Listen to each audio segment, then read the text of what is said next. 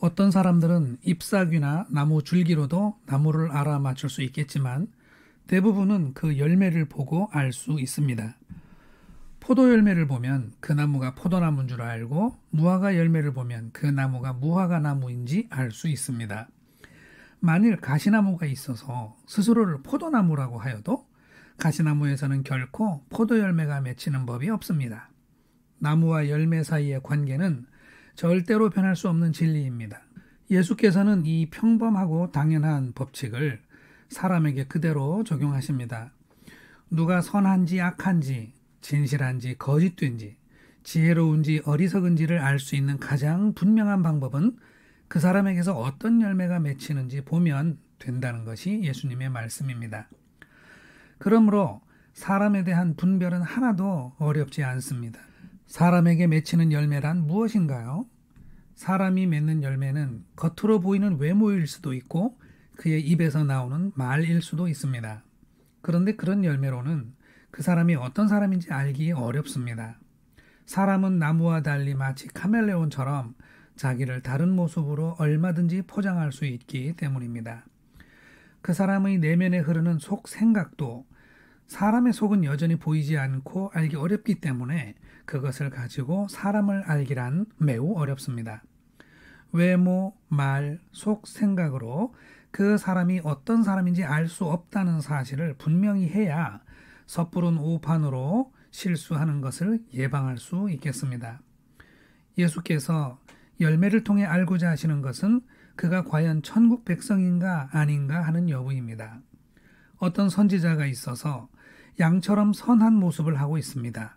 그런데 결국은 그가 이웃의 재산을 탐내고 빼앗으려고 한다면 그는 거짓 선지자일 뿐입니다. 예수께서는 주여 주여 하고 입으로 떠드는 사람도 천국 백성이 아니라고 하십니다. 심지어 주의 이름으로 선지자가 되고 귀신을 쫓아내는 능력 많은 은사자조차도 천국 백성이 아니라고 하십니다. 오히려 신령한 이 은사자들이 주의 이름으로 이 많은 권능을 행하였습니다 라고 고백을 하면 주님께서는 오히려 불법을 행하는 자들아 하고 호통을 치시고 저리 가라 하며 내쫓아 버리신다고 하십니다. 참으로 온 교회가 듣기에 깜짝 놀랄 만한 말씀이 아닐 수 없습니다. 이렇게 되면 교회에 있는 모든 신령하고 경건하신 분들이 다 천국 백성이 아니라고 하는 것이고 오히려 주님 앞에서 쫓겨나게 생긴 것 아닙니까? 그럼 대체 예수께서는 어떤 열매를 꿈꾸고 계시는 것일까요? 예수께서 보고 싶은 열매는 하늘에 계신 내 아버지 뜻대로 행하는 모습입니다. 그런 열매를 맺는 자라야 하나님 나라에 들어갈 수 있다고 말씀하십니다. 아버지의 뜻대로 행한다는 것은 양의 옷을 입고서 노략질하는 이리의 속마음을 숨기는 그런 것이 아닙니다.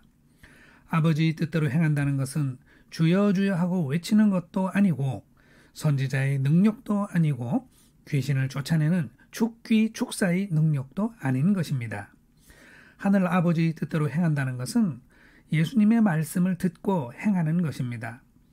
예수님의 말씀을 듣고 따르는 사람은 삶 속에서 비 내리고 홍수나고 모진 바람이 불어오는 것 같은 어려움 속에서도 흔들리지 않을 수 있습니다. 예수님의 말씀이 얼마나 든든한 진리이고 생명인지 삶으로 체험하고 있기 때문에 거친 세파가 어떻게 몰려오든 반석 위에 지은 집처럼 흔들리지 않고 꿋꿋하게 나아갈 수 있습니다. 이런 사람들이야말로 아름다운 열매를 맺는 지혜로운 사람들입니다.